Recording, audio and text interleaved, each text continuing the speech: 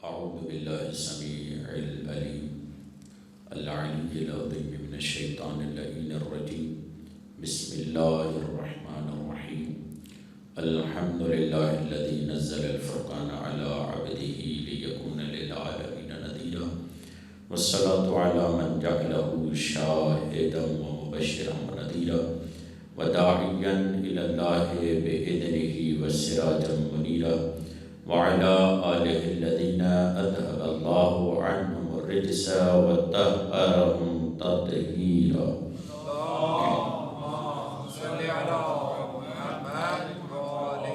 اللهم صل وسلم وزد وبارك على صاحب دعوة النبوية وصولة الحيدرية والعصمة الفاطمية والحلم الحسنية والشجاعة الحسينية والعبادة السجادية والمآثر الباقرية والآثار الجعفرية والعلوم الكاظمية والحجج الرضوية والجود التقوية والنقاوة النقوية والهيبة العسكرية والغيبة الإلهية أعني بقية الله في الأرضين روحي وأرواح العالمين لتراب مقدمه الفدا، ولعنة الله على أعدائهم أجمعين من يومنا هذا إلى قيام يوم الدين. رب اشرح لي صدري ويسر لي أمري واحلل عقدة من لساني يفقهوا قولي. أما بعد، فقد قال الله سبحانه وتعالى في كتابه المجيد وفرقانه الحميد وقوله الحق. بسم الله الرحمن الرحيم. وجعلها كلمة باقية في عقبه لعلهم يرجعون. صلوات.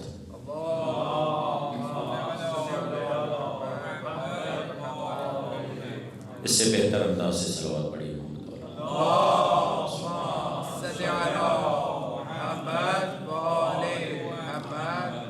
شکر گزار ہیں خالق کائنات کے کہ پروردگار عالم نے دنیا کے ڈھیر سے اٹھا کر فرش عزا پہ بٹھا دیا. سعادت مند ہے وہ قوم جو اپنے آپ کو فرش عزا سے منسلک و منسجم کرتی ہے، کیونکہ فرش عزا انسان کو شعور دیتا ہے، فرش عزا انسان کو طریقہ دیتا ہے جینے کا، اور فرش عزا ہی ہے جس کے ذریعے انسان مبارزاتی زندگی کو جیتا ہے. سورہ زخرف کی آیت آپ کے سامنے تلاوت کرنے کا شرف حاصل کیا ہے. ارشاد رب العزت ہو رہا ہے وَجَعَلَهَا كَلِمَةً بَاقِيَةً. پروردگار عالم نے اسے کلمہ باقیہ قرار دیا. کیوں کلمہ باقیہ قرار دیا؟ لَعَلَّهُمْ يَرْجِعُونَ، تاکہ ہدایت کے حصول کے لیے لوگ اس کلمہ باقیہ سے ہدایت حاصل کریں، رجوع کریں.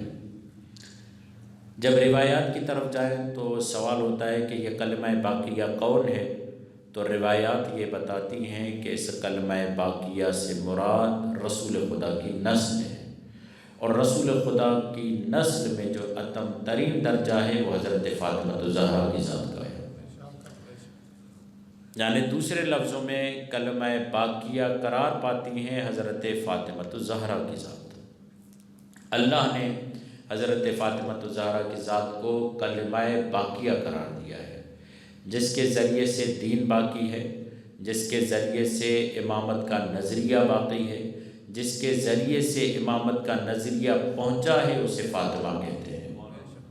حضرت فاطمہ الزہرا کا وجود، حضرت فاطمہ الزہرا کی ذات، حضرت فاطمہ الزہرا کی شخصیت گھومتی ہے ولایت اور امامت کے دفاع اور اس کے پہنچانے میں. حضرت فاطمہ الزہرا کی ذات کا جو بارز ترین پہلو ہے وہ ولایت اور امامت کو پہنچانے کا پہلو ہے. آتے ہیں اس بات کی طرف کہ پروردگار عالم نے حضرت فاطمہ الزہرا کو کلمہ باقیہ قرار دیا، تو کلمہ کسے کہتے ہیں؟ عام طور پر ہمارے آپ کے ذہنوں میں کلمہ یہ ہے کہ جو پڑھا جاتا ہے اسے کلمہ کہتے ہیں، جو الفاظ ادا کیے جاتے ہیں اسے کلمہ کہتے ہیں. اگر زیادہ جملے ہوں تو اسے کلمات کہتے ہیں، جملے کو کلمہ کہتے ہیں، زیادہ جملات ہوں تو کلمات کہتے ہیں اسے. مگر جب قرآن کی تفسیر اور تشریح کرنے والے علماء ہیں جیسے آقا راغب اصفہانی ہے یا اور علماء کرام، تو انہوں نے کہا کلمہ ایک مدرک ہے جسے مدرک درک کرتا ہے اپنے دو حواس کے ذریعے، یا آنکھ کے ذریعے درک کرتا ہے یا کان کے ذریعے درک کرتا ہے. یعنی کلمہ دو چیزوں سے حاصل ہوتا ہے، آنکھ کے ذریعے حاصل ہوتا ہے یا کان کے ذریعے حاصل ہوتا ہے. اچھا کلمہ کب بنتا ہے؟ کہا کلمہ تب بنتا ہے جب سننے اور دیکھنے والے پر اپنا اثر چھوڑے. کلمتہ اے جرحتہ، یعنی میں نے کلمہ کہا. آپ نے دیکھا ہوگا جو حساس افراد ہیں وہ ڈنڈوں کا اتنا اثر نہیں لیتے جتنا کلمات کا اثر لیتے ہیں. یعنی کلمہ تب بنتا ہے جب انسان پر اثر چھوڑے. حضرت فاطمہ الزہرا کی ذات کلمہ ہے، ہمارے لیے یہ ذات کلمہ کب بنے گی؟ کہا یہ ذات ہمارے لیے کلمہ تب بنے گی جب اس ذات کا اثر ہماری زندگیوں میں نظر آئے. اگر حضرت فاطمہ الزہرا کی ذات کا اثر ہماری زندگیوں میں نظر نہیں آتا تو وہ کلمہ ہمارے لیے شمار نہیں ہوگا. کلمہ دو طریقوں سے حاصل ہوگا. یہ ظاہری طریقے بتائے ہیں راغب اصفہانی نے، سماعت، بصارت. سماعت سے جو الفاظ کے ذریعے سے جو ہمارے وجود میں کلمات آتے ہیں. بصارت دیکھنے والے کلمات، دیکھ کر کسی کے اثر کو قبول کرنا، یہ بھی کلمہ ہوتا ہے. مگر یہاں پر ایک معصوم کی روایت ہے جو آپ کے سامنے تلاوت کرنا چاہتا ہوں، اور اس سے روایت سے بہت سارے مطالب حل ہوں گے انشاءاللہ. وہ روایت امام جعفر صادق علیہ السلام،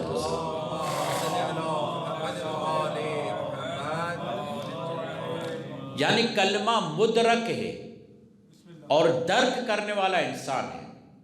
اور یہ بھی توجہ رہے کہ کلمہ اس کے لیے مدرک ہوگا جو ادراکات رکھتا ہو.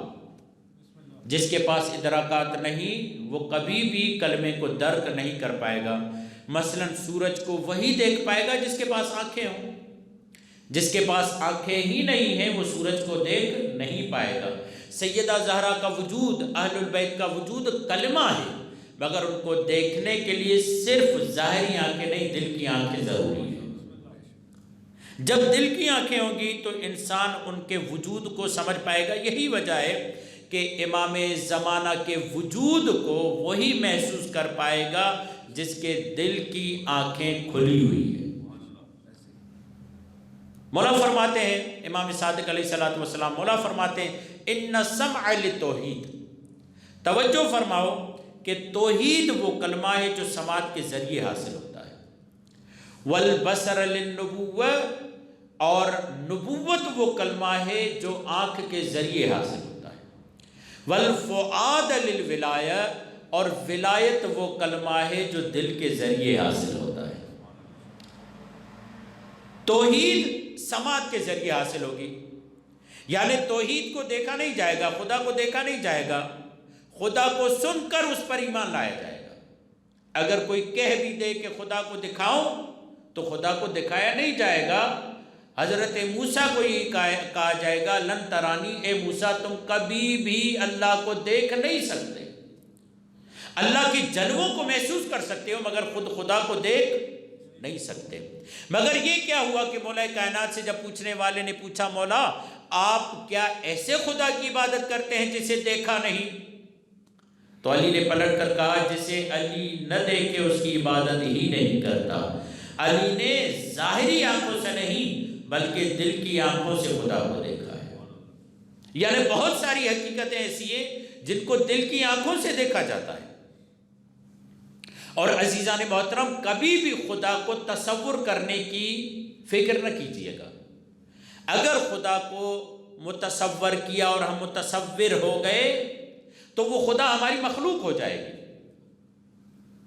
حضرت امام صادق نے کہا جو تم تصور کرو گے خدا کے لیے وہ خدا تمہارے لیے متصور ہو جائے گا. تم متصور ہو جاؤ گے وہ خدا جسے تم خالق کہہ رہے ہو تم اس کے خالق ہو جاؤ گے، کیونکہ ذہن میں تصور بنا دیا وہ جو بھی خاکہ ہوگا جسے تم خدا سمجھ رہے ہو وہ خدا نہیں ہوگا۔ کہا پھر خدا کو پائیں کیسے؟ کہا خدا کے وجود کو محسوس کرو۔ کیسے محسوس کریں خدا کے وجود کو؟ کہا جتنا خدا کے وجود کو محسوس کرتے جاؤ گے اتنا اتنا تم خدا کے قریب ہوتے جاؤ گے۔ اچھا، قید یہ لگائیے کہ تصور بھی نہیں کر رہا، اور ادھر سے یہ کہا جا رہا ہے کہ خدا کے وجود کو محسوس بھی کرو۔ کیا کوئی ایسی مثال ہے جس کے ذریعے ہم سمجھ سکیں کہ خدا کو محسوس کیسے کرنا ہے؟ حواس خمسہ کے ذریعے تو خدا ہمیں ملے گا نہیں۔ حواس خمسہ خداوند متعال کی ذات کو محسوس نہیں کر سکتے، چھو کر محسوس نہیں کیا جا سکتا، دیکھ کر محسوس نہیں کیا جا سکتا، بس اتنا ہے کہ سن کر خدا کو محسوس کرنا ہے اور اس پر ایمان لانا ہے۔ تو میں آپ سے ایک سوال کرتا ہوں، اگر میں کہوں آپ کو کہ مجھے آپ اپنی خوشی دکھائیں جو آپ محسوس کرتے ہیں، اور آپ کے سامنے ایک پینٹر کو بلایا جائے کہ جناب آپ اس کو اپنی خوشی دکھائیں، بتائیں اور یہ آپ کی خوشی بنا دے، تو آپ کیا کریں گے؟ مثلا خوشی والے آثار آپ پر آ جائیں گے، وہ بنا لے گا، تو وہ یہ کہے آپ کو یہ میں نے آپ کی خوشی بنائی ہے، آپ کہیں گے یہ خوشی نہیں ہے، یہ خوشی کے آثار ہیں۔ بسم اللہ۔ اچھا، غم کا یہ جو تصویر بنائی ہے یہ غم کے آثار ہیں، غم نہیں۔ کیوں اس کی تصویر نہیں بن سکتی خوشی کی؟ کیوں غم کی تصویر نہیں بن سکتی؟ اس لیے کہ غم اور خوشی کی تصویر نہیں بنتی، تصور نہیں بنتا، اس کو محسوس کیا جاتا ہے۔ آپ میں کوئی ہے جو کہے کہ خوشی لال ہوتی ہے، پیلی ہوتی ہے، گرین ہوتی ہے، جب میں خوش ہوتا ہوں تو یہ تصور بن جاتا ہے؟ آپ میں کوئی ہے ایسا جو کہے کہ جب میں غم زدہ ہوتا ہوں تو ذہن میں کالی تصویر آ جاتی ہے گویا کہ میں غم زدہ ہوں؟ نہیں، آپ یہی کہتے ہیں کہ خوشی اور غم کا جو رجحان ہے وہ احساس سے ہے، اس کو محسوس کیا جاتا ہے، اس کی تصویر نہیں بنتی۔ یہی وجہ ہے کوئی بھی کسی کی خوشی اور غم کو ناپ نہیں سکتا، وزن نہیں کر سکتا، اس کی معیار و مقدار کو نہیں بتا سکتا، اس لیے کہ خوشی اور غم کا تصور نہیں ہوتا، وہ محسوس کی جا سکتی ہے۔ جیسے خوشی اور غم محسوس کی جاتی ہے ویسے خدا کو محسوس کرنے کی کوشش کرو، تصور کرنے کی نہیں۔ خدا محسوس ہوگا۔ جب خدا محسوس ہوگا، آپ دیکھیں جب آگ کے قریب جاتے ہیں تو آگ کی تپش کی تصویر نہیں بنتی، وہ جو ہیٹ آپ کو ملتی ہے اور ہیٹ اپ ہوتی ہے، بڑھتی جاتی ہے، ہیٹ زیادہ ہو جاتی ہے، تپش زیادہ ہو جاتی ہے، تو آپ کا بدن محسوس کرتا ہے، اس کی تصویر نہیں بناتا۔ یعنی جو جتنا خدا کے قریب ہوتا جائے گا وہ اتنا خدا کو محسوس کرتا جائے گا۔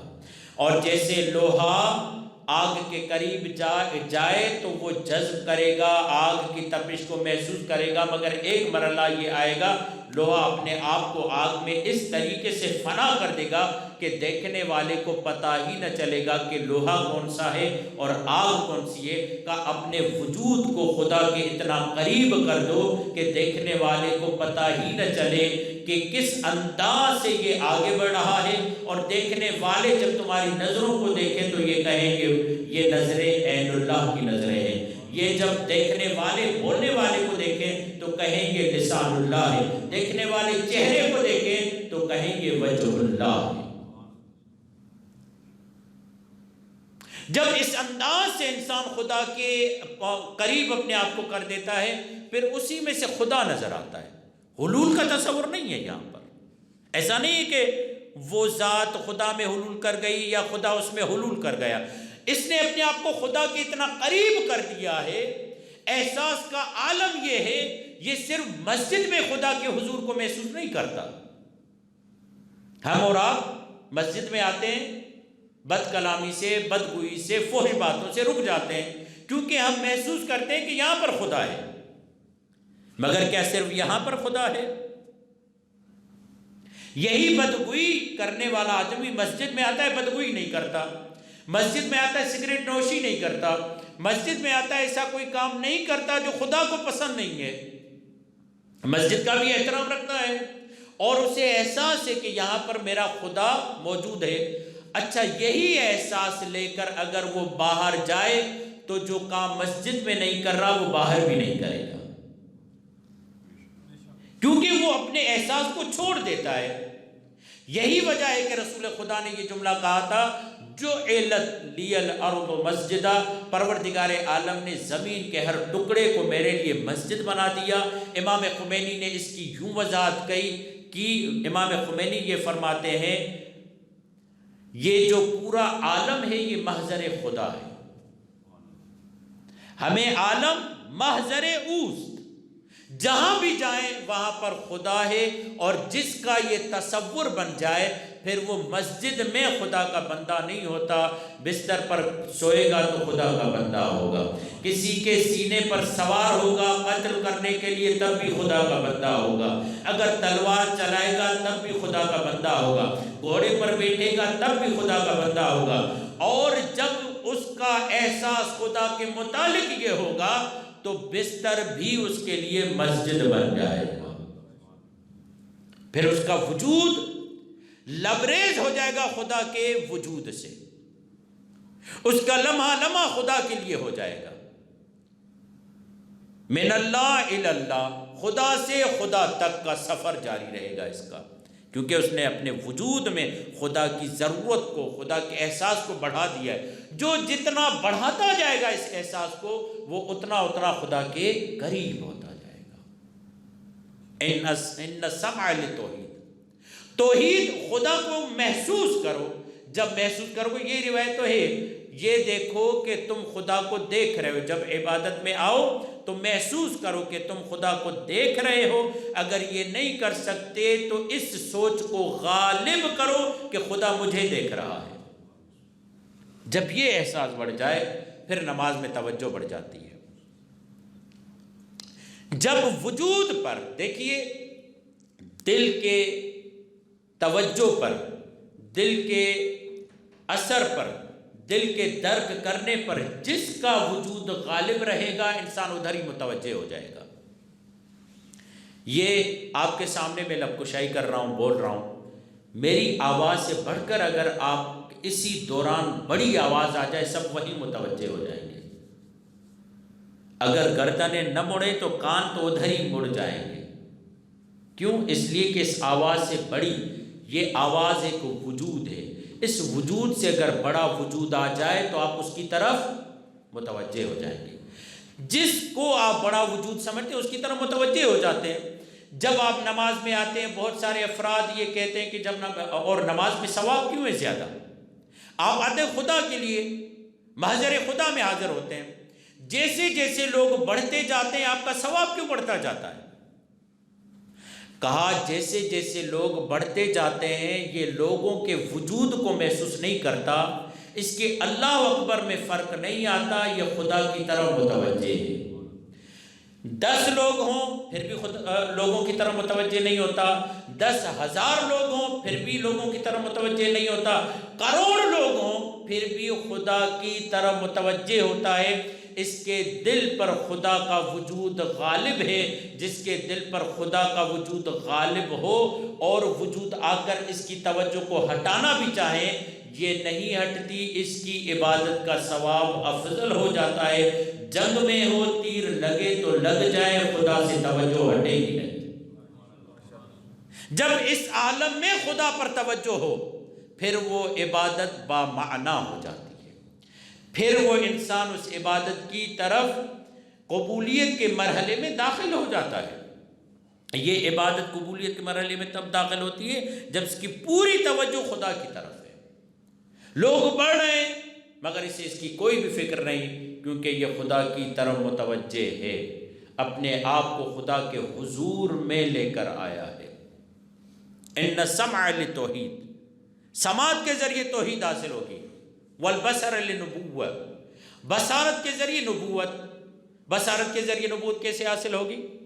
بصارت کے ذریعے نبوت یوں حاصل ہوگی کہ بہت سارے لوگ ہیں جو نبی کی قدرت کو، نبی کی ولایت کو، نبی کے عہدے کو سمجھ نہیں پاتے، انہیں نبی معجزہ دکھاتا ہے۔ جب معجزہ دکھاتا ہے تو پھر انہیں یقین ہوتا ہے کہ یہ نبی ہے۔ اور یہ یاد رکھیے، معجزہ کمزور عقلوں کے لیے ہوتا ہے، بابصیرت لوگوں کے لیے نہیں۔ یہی وجہ تھی کہ رسول خدا سے جب بات ہوتی تھی جناب خدیجہ کے بارے میں تو رسول خدا یہی فرماتے تھے، میرے معجزے دیکھ کر لوگ مجھ پر ایمان نہیں لائے، جو بغیر معجزے دیکھے مجھ پر ایمان لائی اسے خدیجہ کہتے ہیں۔ ایمان نعرہ حیدری، حضرت بی بی پاک بلند تر صلوات۔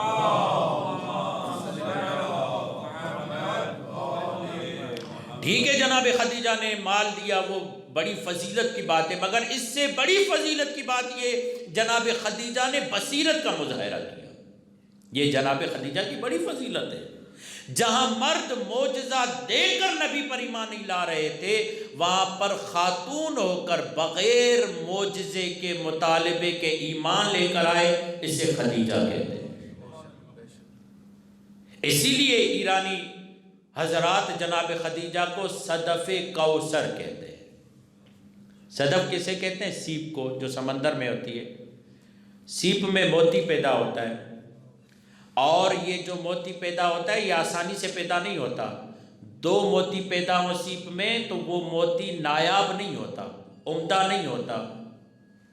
اگر ایک موتی پیدا ہو تو اس ایک موتی کے پیدا ہونے کے لیے کئی سال لگ جاتے ہیں، تب جا کر وہ موتی قیمتی ہوتا ہے۔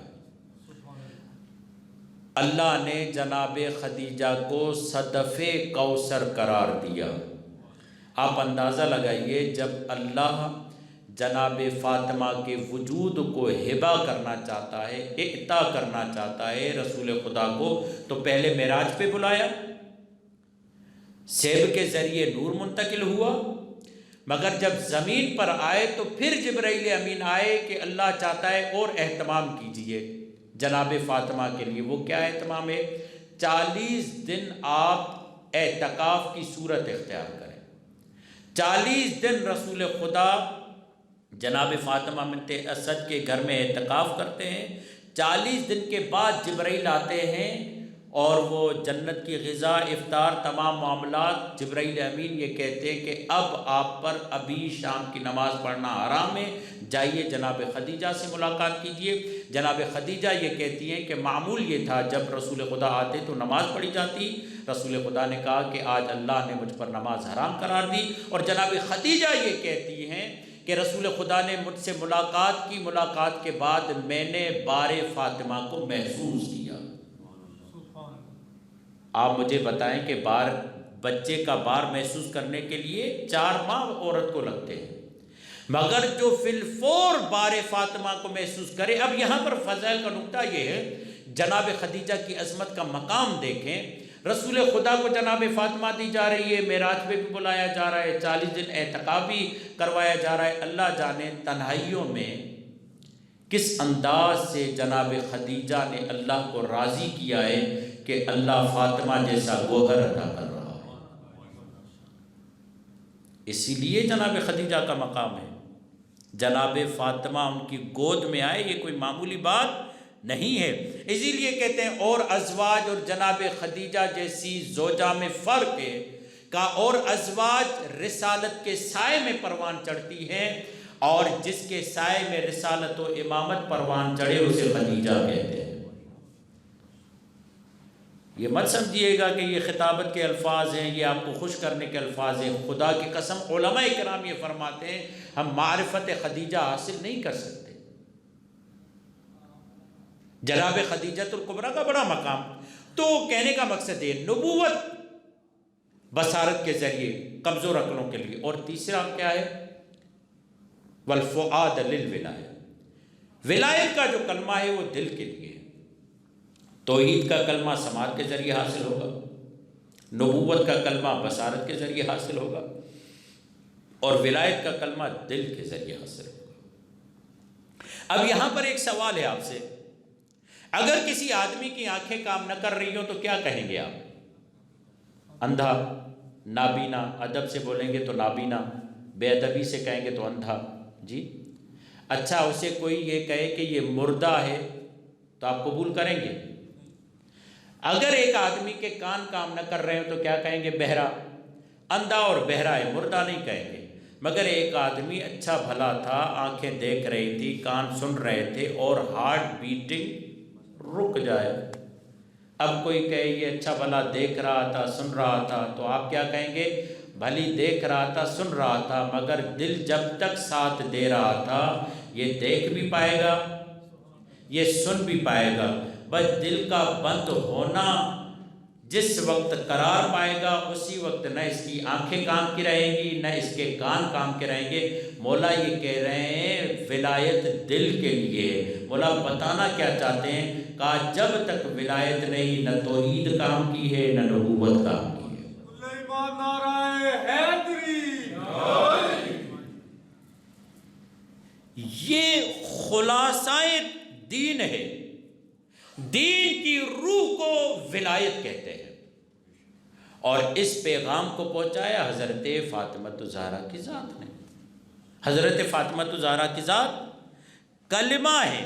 کس اعتبار سے؟ کلمہ باقیہ.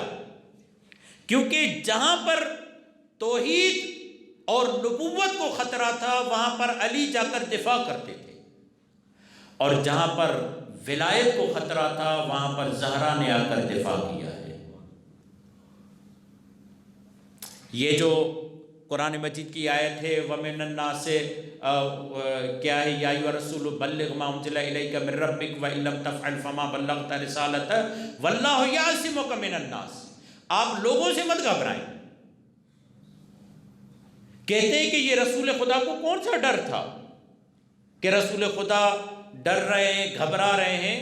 تو اللہ نے کہا آپ گھبرائے نہیں، میں نے امیونائزیشن سسٹم، دفاعی نظام ولایت کا بنا دیا ہے. علماء کرام فرماتے ہیں اللہ نے رسول خدا کو کہہ دیا، اسی دفاعی نظام کو فاطمہ کہتے ہیں. کائنات کس چیز کا نام ہے؟ کائنات نام ہے حفظ نظام کا، دوام انتظام کا، وحدت نظام کا، دوام انتظام کا. کائنات کی پوری چیزوں میں دیکھیں آپ کو وحدت نظر آئے گی. اگر آپ ایک پتا بھی توڑے تو ستاروں میں لرزہ طاری ہو جاتا ہے. یہ ہے وحدت پورے نظام میں. اور اللہ نے صرف پورا نظام بنایا نہیں ہے، اس کے دفاع کا بھی اہتمام کیا ہے، اس کی بقا کا بھی اہتمام کیا ہے. دوام انتظام رکھا ہے پروردگار عالم نے. انسان کی آنکھ بنائی، اس کے اوپر پلک رکھی تاکہ اس کا دفاع ہو سکے. انسان کا مغز بنایا، اس کے اوپر کھوپڑی رکھی تاکہ اس کا دفاع ہو سکے. ہر چیز بنائی اللہ نے، اس کا دفاعی نظام رکھا ہے پروردگار عالم نے. جب مادی چیزوں کو اللہ نے بنایا اس کا دفاعی نظام رکھا ہے، تو جو دین ہے اس کا دفاعی نظام کیا ہے؟ کہتے ہیں اس کے دفاعی نظام کو حضرت فاطمۃ الزہرا کہتے ہیں. اسی لیے یہ کلمہ باقیہ ہے. یہی وجہ ہے کہ ایک مرتبہ رسول خدا صلی اللہ علیہ وآلہ وسلم آئے، درود بھیجیے محمد والے.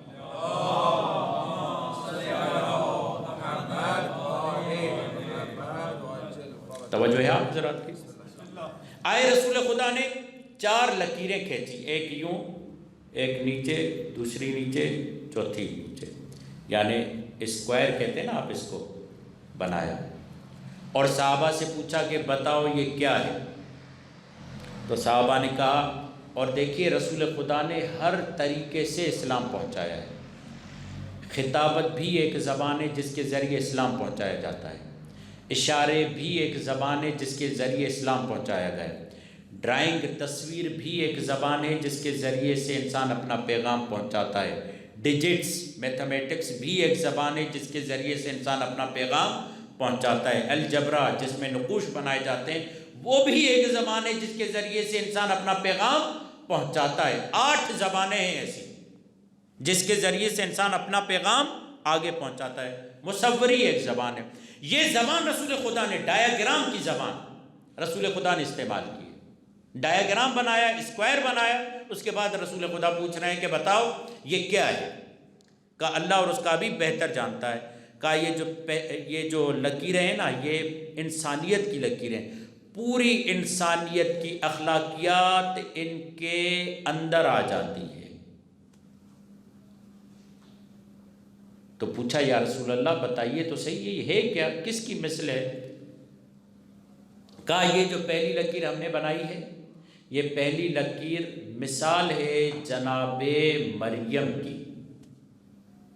یہ جو ہم نے نیچے دوسری مثال لکیر بنائی ہے، یہ مثال ہے میری بیٹی فاطمہ زہرا کی۔ یہ جو تیسری میں نے لکیر کھینچی ہے، یہ مثال ہے جناب آسیہ کی۔ اور یہ جو چوتھی لکیر بنائی ہے، یہ مثال ہے جناب خدیجہ کی۔ درود بھیجیے محمد والے۔ رسول خدا نے کہا نا کہ 4 خواتین کی جنت مشتاق ہے۔ یا رسول اللہ وہ کون سی 4 خواتین ہیں؟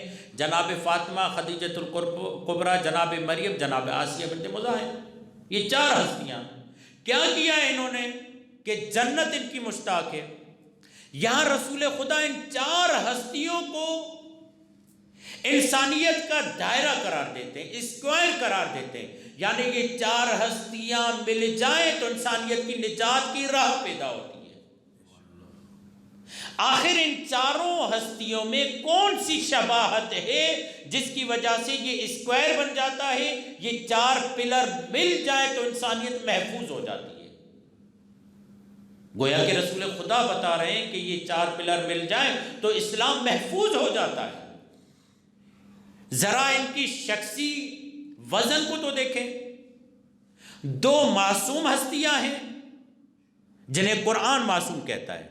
جناب مریم کو قرآن معصوم کہتا ہے، جناب فاطمہ صلوات اللہ تعالیٰ علیہما کو قرآن معصوم کہتا ہے، مگر جناب خدیجہ کو قرآن معصوم نہیں کہا، جناب آسیہ بنت مزاحم کو قرآن معصوم نہیں کہا، جناب آسیہ کو قرآن نے مردوں کے لیے اسوہ قرار دیا ہے مگر معصوم نہیں کہا۔ مگر یہاں پر علامہ علی نقوی کا عجیب جملہ ہے، جناب زینب، جناب خدیجہ، حضرت عباس، ان کے لیے یہ جملہ کہتے ہیں گرچہ یہ معصوم نہیں ہے مگر خدا کی اس قسم زبان لڑکھڑا جاتی ہے کہ انہیں غیر معصوم کیسے کہیں۔ مقام اتنا بلند ہے ان کا، اپنے کردار سے اپنے آپ کو اتنا بلند لے کر آئے ہیں کہ زبان لڑکھڑا جاتی ہے کہ انہیں غیر معصوم کیسے کہیں۔ 2 معصوم ہستیاں، 2 ان کے اپوزٹ، مگر ان 4 میں کیا ایک مشترک نسبت ہے جس کی وجہ سے رسول خدا نے انسانیت کی نجات ان ہستیوں کے گرد رکھی ہے؟ کہ اگر آپ غور کریں تو ان 4 ہستیوں کی ایک مشترک صفت یہ ہے کہ یہ 4 ہستیاں ولی خدا پر قربان ہونے والی ہیں۔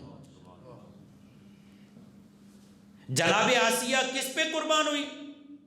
جب تک ایمان تقیہ میں تھا جناب آسیہ محفوظ ہے، جب تک توحید کو مانتی تھی جناب آسیہ محفوظ ہے، جب تک اللہ پر ایمان ہے جناب آسیہ محفوظ ہے۔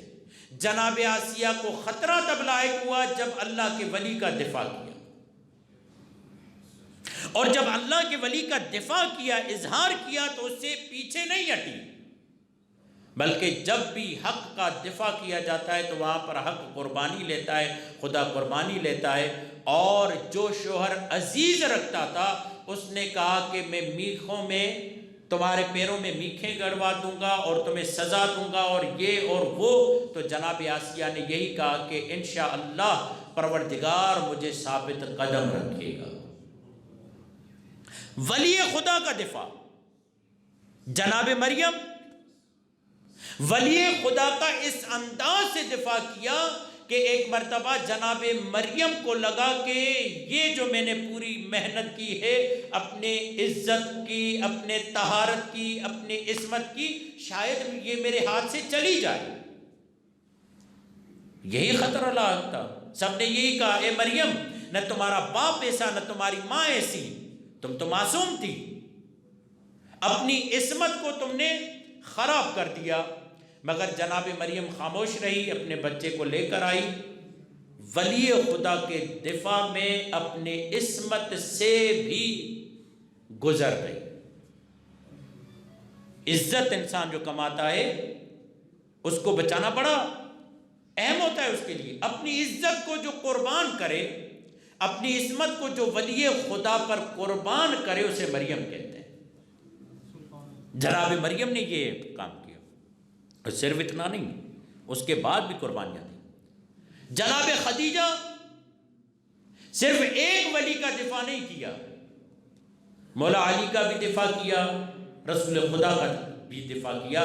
روایتوں کے یہ جملے ہیں، مولا علی کے لیے لوگ یہ کہتے تھے، کیونکہ مولا علی کو بچپن میں ہی رسول خدا نے اپنے پاس رکھا تھا۔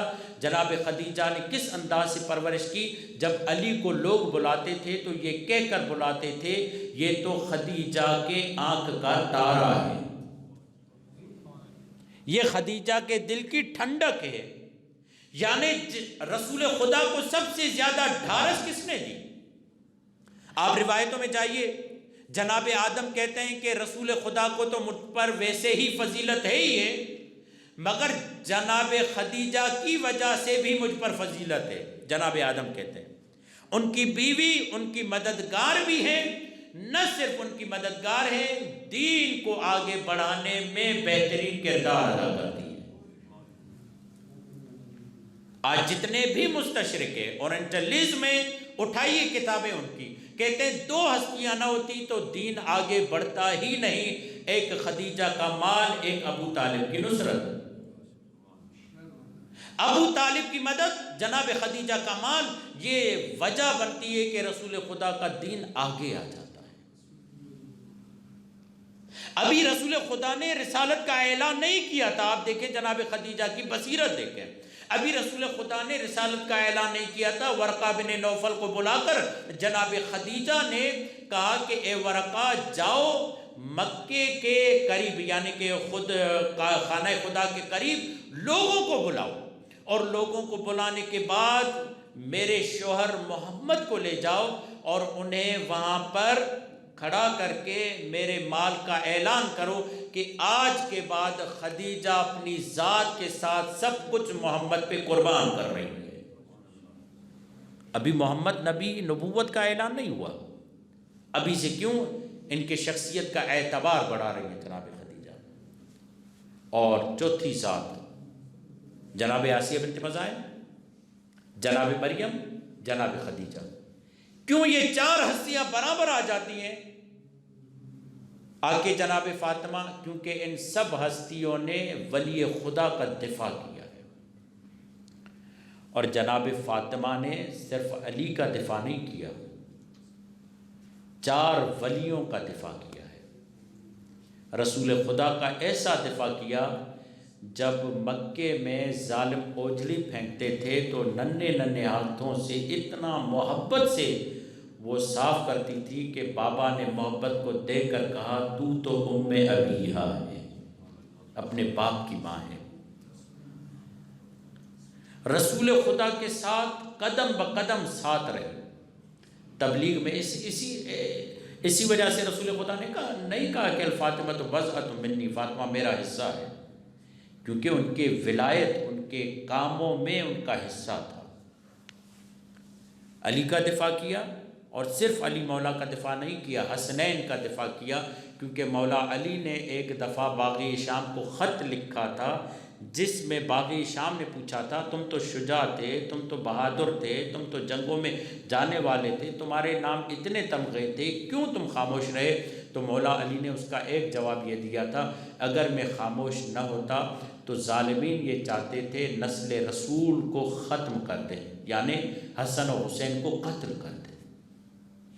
میری خاموشی کی ایک وجہ یہ تھی۔ اور جب ظالمین دروازے پر آئے تو کیا کہا جناب فاطمہ نے؟ اے علی، جب رسالت پر وقت آتا تھا تو آپ دفاع کرتے تھے، آپ دفاع کے لیے جاتے تھے، آج امامت پر وقت آیا ہے تو زہرا دفاع کرے گی۔ اور دفاع کا عالم یہ تھا کہ دروازے پر آئی، بعد میں علی مولا کو حجرے میں بٹھا کر علی مولا کو بلایا تک نہیں، کیونکہ علی مولا کا دفاع کرنا ہے۔ اور جب ظالمین دروازے پہ آگ لے کر آئے تو ایک مرتبہ کہا کیا تمہیں معلوم نہیں یہ وہی دروازہ ہے جس پہ رسول 8 مہینے مسلسل اپنی زندگی کے آخری 8 مہینے نماز فجر بعد میں پڑھتے تھے، پہلے سلام کیا کرتے تھے، السلام علیکم یا اہل بیت رسول اللہ، السلام علیکم یا اہل بیت نبوت، اے نبوت کے اہل بیت تم پر میرا سلام ہو۔ یہی تو وہ مرحلہ تھا کہ جب رسول خدا کا سر سیدہ زہرا کی گود میں تھا اور کوئی دق الباب کر رہا تھا، سیدہ اجازت نہیں دے رہی تھی۔ ایک بار، 2 بار، تیسری مرتبہ جب دق الباب ہوا، سیدہ کے آنسو رسول خدا کے رخسار پر آئے۔ یہ سیدہ کے آنسو رسول خدا کے رخسار پر آنا بتا رہا تھا، سیدہ کو بھی معلوم تھا کہ دروازے پر کون ہے۔ تو ایک مرتبہ کہا سیدہ اے میری لختے جگر، کیا آپ جانتی ہو کہ یہ دروازے پر کون ہے؟ کہا بابا کون ہے؟ کہا یہ وہ ہے جو کسی کا انتظار نہیں کرتا، یہ وہ ہے جو کسی سے اجازت نہیں لیتا۔ اے بیٹا یہ عزرائیل ہے، میری روح کو قبض کرنے آیا ہے، یہ ملک الموت ہے۔ ایک مرتبہ میں کہوں گا یا رسول اللہ آپ نے اپنی بچی کو بتا دیا کہ ملک الموت بھی آپ کی اجازت کے بغیر نہیں آتے۔ اے رسول خدا کل آئیے گا، چند دن ہی نہیں گزریں گے، آپ کی بیٹی پر ہجوم جمع ہو جائے گا اور یہ کہا جائے گا علی کو باہر نکالو ورنہ ہم تمہارے گھر کو جلا دیں گے۔ اور ایک مرتبہ جب دروازے کو آگ لگائی جائے گی، علامہ عبیدی یہ کہتے ہیں ظالم دروازے کو صرف لات نہیں مارے گا، مجھے معاف کیجیے گا عزیزارو، یہ لات مار کر دروازے سے لات ہٹائے گا نہیں، آگے بڑھتا جائے گا یہاں تک کہ رسول کا پھول در و دیوار کے درمیان آ جائے گا۔ جب رسول کا پھول در و دیوار کے درمیان آئے گا تو یہ در کو اور پریشرائز کرے گا، جب در کو پریشر کرے گا تو وہاں پر رسول کا پھول بسل جائے گا اور اتنے میں سیدہ کہیں گی میرا محسن مارا گیا، میرا محسن مارا گیا۔ یہاں پر علامہ امینی یہ کہتے ہیں سیدہ نے بلند آواز سے کسی کو بلایا تھا، کس کو؟ علی کو بلایا تھا، علی کو تو خود بٹھا کر آئی تھی۔ یہاں پر سیدہ نے کہا تھا یا مہدی ادرکنی، اے میرے لختے جگر دیکھ رہے ہو میرے ساتھ یہ کیا کر رہے ہیں، جب آنا تو انہیں بدلہ ضرور لینا۔ عزادارو یہ مرحلہ ہوا، سیدہ بے ہوش ہو گئی، سیدہ کے اوپر دروازہ آ گیا، سیدہ کے اوپر سے یہ لوگ گزر گئے، مجھے معاف کیجیے گا کم سے کم 50 لوگ سیدہ کے اوپر دروازہ وہاں سے گزرے۔ امام صادق یہ کہتے ہیں اگر مدینے کا شور نہ ہوتا نا، میری ماں کے پسلیوں کے ٹوٹنے کی آواز آتی، میری ماں کے پسلیوں کے ٹوٹنے کی آواز آتی۔ ایک مرتبہ گئے، علی کو لے کر جا رہے ہیں، سیدہ کو ہوش آیا، یا فضت و خزینی، اے فضہ مجھے سہارا دو، میرا علی کہاں گیا ہے، میں نے علی کے لیے لڑائی کی ہے، میرا علی کہاں گیا ہے؟ کہا سیدہ اسے لے جا رہے ہیں۔ ایک مرتبہ سیدہ اپنے درد بھول گئی، محسن کی شہادت بھول گئی، اپنی پسلیوں کا زخم بھول گئی، اپنی تکلیف کو بھول گئی، جلدی سے اپنے آپ کو سنبھالا، دوڑتی ہوئی آئی اس جگہ پر جہاں پر علی مولا، مجھے معاف کیجیے شاید کسی کو یہ مشکل لگے، جہاں پر علی مولا کی گردن میں رسیاں تھی، علی مولا کو گھسیٹا جا رہا تھا۔ سیدہ قریب آئی، علی مولا کے دامن کو پکڑا اور ظالم نے آواز دی اے کنفوز سیدہ کا ہاتھ چھڑاؤ۔ ایک مرتبہ پہلے مرحلے میں ظالم نے سیدہ کے شانے پر تلوار کے غلاف سے مارنا شروع کیا۔ سنیں گے عزادارو، سیدہ کا شانہ ڈھلک گیا، سیدہ کا شانہ ٹوٹ گیا۔ جب اس ظالم نے دیکھا کہ سیدہ ہاتھ نہیں چھوڑ رہی تو ایک مرتبہ کہا کنفوز اپنا تازیانہ نکالو، وہ خاردار تازیانہ، وہ کیلوں والا تازیانہ جس میں چھوٹی چھوٹی کیلیں تھیں، ایک مرتبہ ہوا میں لہرایا، سیدہ کے دستے عصمت پر مارا، سیدہ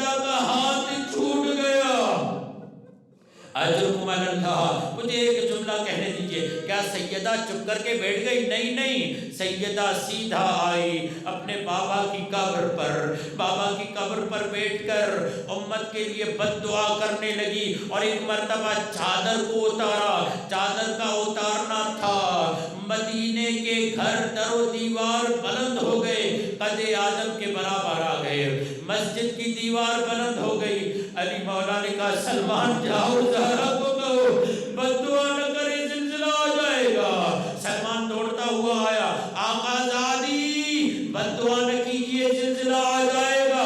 سنیں گے سیدہ نے کیا جملہ کہا؟ سیدہ کی مصیبت میں رونے والوں، سیدہ نے فوراً یہ جملہ کہا، سلمان اگر میں ہاتھ بلند نہ کروں تو یہ میرے علی کو مار دیں گے، جب تک میرے علی کو چھوڑیں گے نہیں تب تک میں اپنے ہاتھ نیچے نہیں لاؤں گی، چادر کو نہیں پہنوں گی۔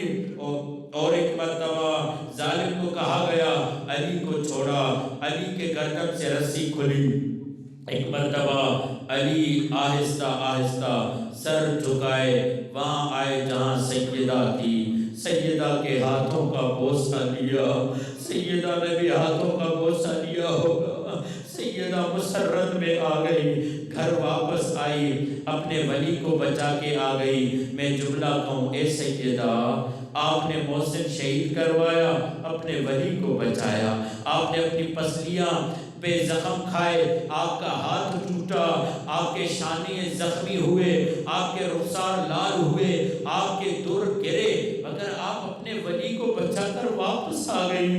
سیدہ آپ کی بیٹی زینب اکبر قربان کرے گی، اصغر قربان کرے گی، عباس قربان کرے گی، کسی طریقے سے میرا ماجایا حسین بچ جائے، مگر حسین